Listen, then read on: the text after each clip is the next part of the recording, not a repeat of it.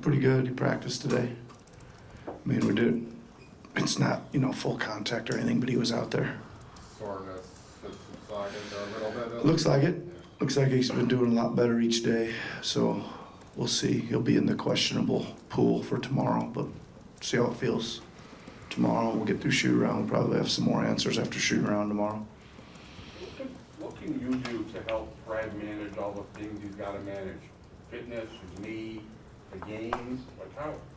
What's your role in managing all those things with him? Well, I mean,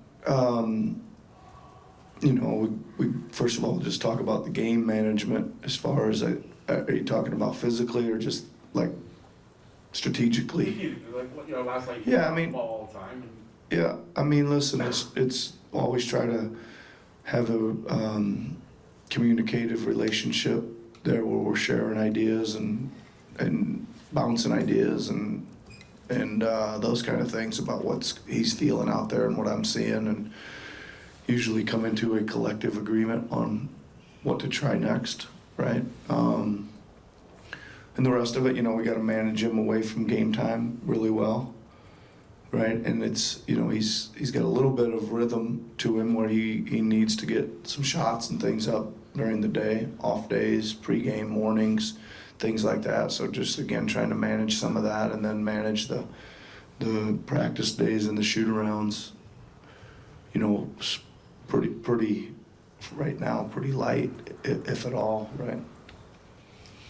Is there any news on Malachi? Yeah. I mean, he practiced today too, but he was not going full speed. But he was in all the drills, but he didn't do them at full speed. So he's getting better. He was not going full speed in the not full speed practice. Well, I mean, there's some guys that are cutting hard and moving hard, and he would certainly be one of those normally, but he wasn't today. We probably did a little more with him than they would have liked us to do, but we kept him out there and just told him to monitor himself, not to cut too hard or react too quickly to anything. Does Alex just start screaming at you in that sense? What happens? No, he didn't say anything. He seemed to be okay with it. Chris's numbers are down from last year, his points per game, his shooting numbers. But do you think he's been better this year compared to last? Yeah, for sure. His games last year didn't mean a thing. It's hard to judge anything and compare anything with last year. These are meaningful games, meaningful minutes. And he had a really poor start to this year too. So to look at things collectively is getting harder and harder to do, I think, for everybody. When you start looking at any rankings and stuff, there's so many teams that change drastically with 2 or 3 guys out, right? So it's hard to, over the course of the season, really judge anything because you're only judging what's out on the floor on that night. He's been great. He's been great off the bench, especially for about 3 months here. But he was not good early in the year, as you know. But he's really come out of that, and he's really playing well, and he's really important to our bench energy. He cited that Cleveland game after Christmas as big for him because he said he was excited to be, quote unquote, the guy. It went terribly, and his family turned the TV off.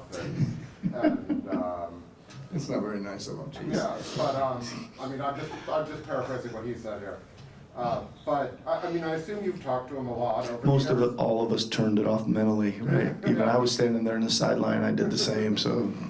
But now I forgot what I was going to. I mean, you talked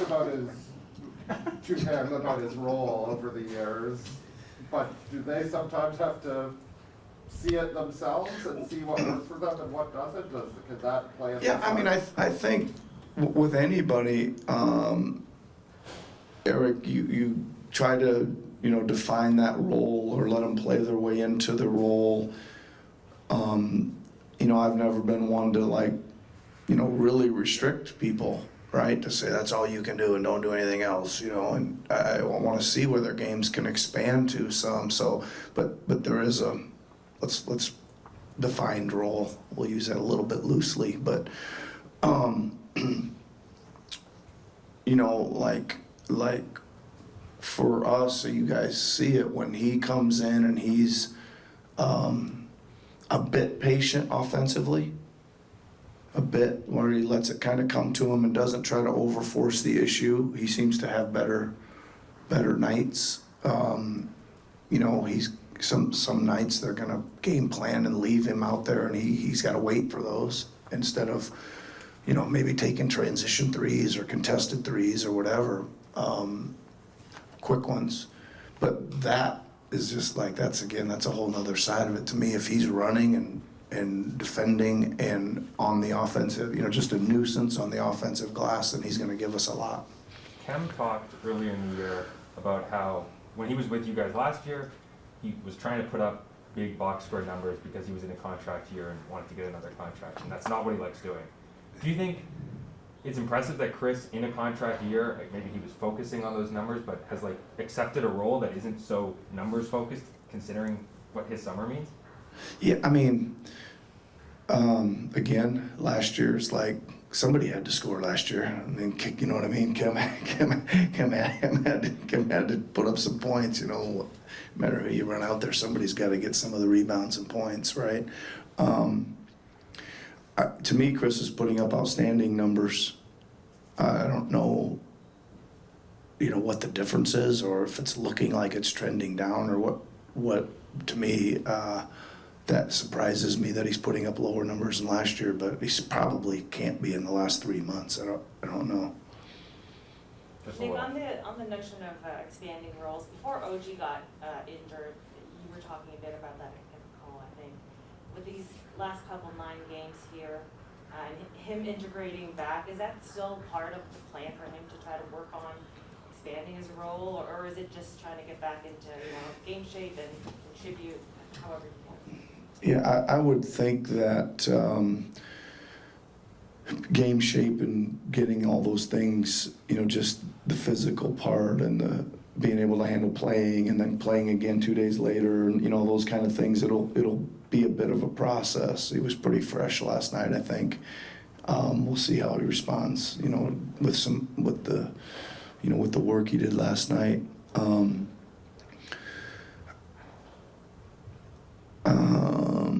It's getting a little, not just for OG, it's probably getting a little late for people to be working on their games too much, right? I think we got to get to a point where we know, like, you know, what is it that you're going to provide for us in the real tough, grinded out games. And I know he did a lot of starting and ending drives things, and a lot of, you know, we ran a lot of ISO stuff for him and things like that. I'm not sure where we are with some of that. Nick, you probably take a look at it to see where we are, because I thought he made some considerable gains there.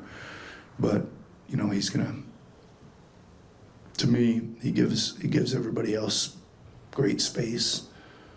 First and foremost on the offensive end with his quick shot release and high percentage, and he gives us another elite switchable defender, multiple position. Do you anticipate Armani being here tomorrow? Yes, I do. Last time you said you saw a lot of defensive potential in him. Yeah, Springy and yeah, good feet. yeah. Would you like to get him for a summer to see where that can go? Like, get him in a gym where you can work instead of in 9 games where you got to win games. Yeah, I mean, I think that that's certainly a possibility. I think he's certainly shown us enough to intrigue us for the summer. I think that would be the question. And for me, like, I don't want to put everything on our coaches, but, you know, we got a guy there that can catch and shoot, and he's got athletic ability. Then it's up to us to get him to learn our system and play to his capabilities at both ends. Not unlike, you know, we don't want to compare him with Gary, but you know, Gary was like, you know, we got him and we kind of checked him out and we saw what he could do, and we didn't know he could really be a scorer like that. And then we weren't playing any defense last year, so we didn't know anything about that either. So we had to have those conversations, and we found out he is a pretty good defender. And then Armani is not the same player, obviously, Yep. but that same kind of Similar mold, yeah. played mold. Yep, I guess, yep. More of a catch and shoot offensive guy. as I can see right now. I don't know, but I don't know if we're going to be running screen and rolls for him and giving him ISO situations quite yet, but you never know around here, Doug. So if you get him in the summer and teach him how to do it, then maybe next September, Yeah. he's a Yeah. good guy then. Yeah, maybe. Yesterday you spoke about like Armani, Thad, Precious, like their role on the bench and how great it was. And we hear about like Muda a lot thanks to our pal Takeshi, but I'm curious about like Svi and Delano, just how you feel about their processes and kind of where you hope they would be at. Well, listen, I think just in the big picture, I think really pleasantly surprised with Delano. Just, if you look back at the course of the season, I think for, kind of little bit out of nowhere draft pick that is a intriguing, really tall point guard. He's had some really great moments. And like I wouldn't be afraid to use him at any time, right? So I think that's pretty big. I think he's probably got to get playing some more minutes here, and just continue to get better. And Yuta, like I've said to Takeshi on a few occasions, that he's just still right on the cusp of the rotation. I think he's useful and he's played pretty well and he's going to play hard. But again, I think that once guys are coming back into the fold, it's pretty far down there for those guys, and it throws Svi in that same boat a little bit. Yuta probably just ahead of Svi there.